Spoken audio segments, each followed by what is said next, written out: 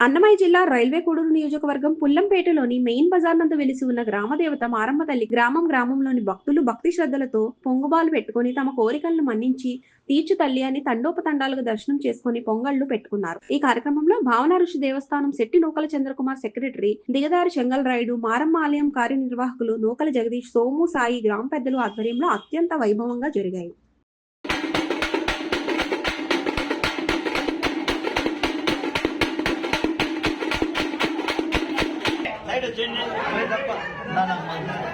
చెప్పండి.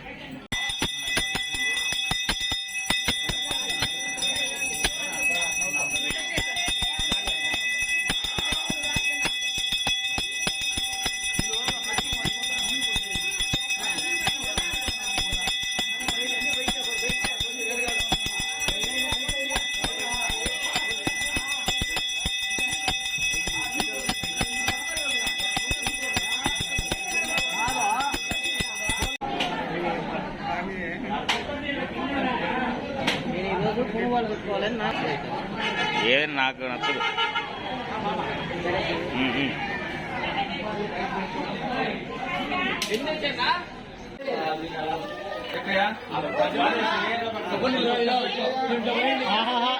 అది పనికిరాదు కొబ్బరి నీళ్ళకి, వేరేది కావాలి వదిలే.